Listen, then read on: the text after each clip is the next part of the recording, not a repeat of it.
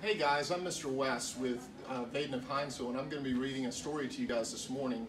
The authors of this book are Sarah Doyle and Dan Taylor, and the book's called The Biggest Story.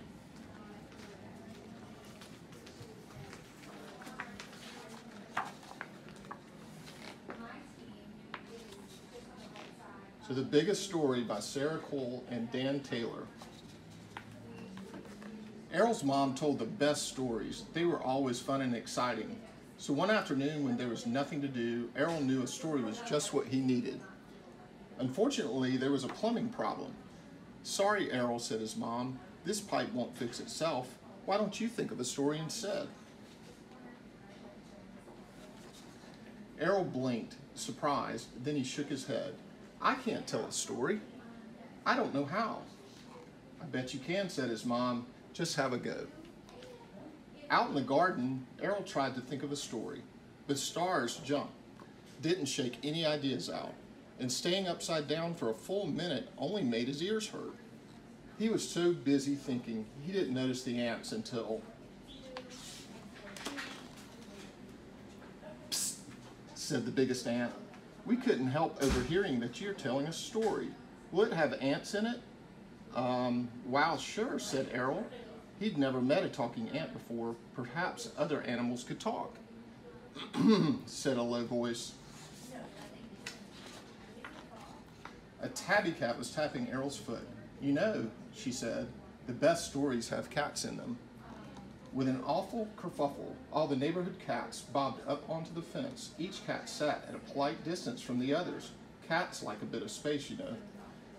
"So what do you say?" asked a tortoiseshell cat. "Any room for cats in your story?" Ants and cats. Errol's story was getting better already. Errol looked around the garden. What else does my story need? "Stunts," shouted a sheep, climbing the gate as she jumped into the garden. Showering splinters, a long line of sheep hopped behind her. "You need action, excitement, paragliding." "Sheep do all that stuff." "Done," Errol grinned. He had everything he needed to start his story, but just then, the ground trembled and shook. A mob of meerkats burst through the fence. Elephants, lizards, pandas, monkeys, and a sleek leopard followed. "So," said the leopard, looking excited, "word in the wildlife park is you're telling a story. Good news, we're in." Errol gave a low whistle. To fit everyone in, this story would have to be big. "Okay," he said, "but that's definitely it. There's no room for anyone else, not even..." "Dinosaurs," shouted the sheep. A stegosaurus and a gigantic T-Rex stood, beaming as they sank slowly into the lawn. "A new story is always worth traveling through time and space for," the T-Rex explained. "Of course, we're in the very first story," said the stegosaurus smugly. "Hope this one is as good."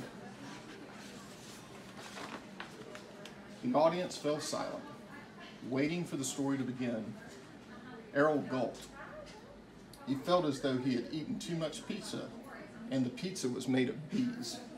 Would this story be any good? "I've got my tea." Errol's mom sat down, but didn't seem to notice that her chair was covered in monkeys.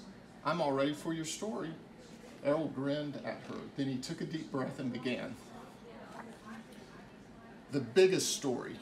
Oh no, T-Rex is in trouble. She's stuck in the middle of a fiery volcano. Eep! Those tricky cats have trapped her. You'll never escape dino breath, and my catapult's ready. But here comes T-Rex friends. Hooray! We're coming, T-Rex. Wait, hot lava. Poor T-Rex, not even her friends can help her now.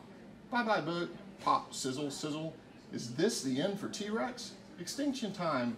Hold up, you pesky felines. Wait, is it? No, it can't be. It is, the superhero sheep. Golden glider, skyrocket, silver arrow, pow, whoosh. My heroes. Foiled again. Bad luck. T-Rex is saved. Woohoo, yay. It's party time. "The end," said Errol. Seconds stretched when the audience went wild. Animals cheered, roared, and stomped. Dinosaurs danced, ants somersaulted, cats purred louder than lawnmowers, and sheep ping-ponged across the lawn. Errol's mom pulled him in for a huge hug. That was the best and the biggest story I've ever heard, she cried. Much better than any of mine. Tired but happy, Errol went upstairs for his bath. He felt very proud. He had told his own story, and his head was full of ideas for more. A little later, Errol's boat was sailing past Bubble Mountains when he heard a tiny tap-tap-tapping, and a small owl stuck her head through the open window. Did I miss the story? Yep, said Errol. Crossing the dangerous bathwater deep, the boat began to rock. But I'll tell you another. It starts on a stormy sea. The end.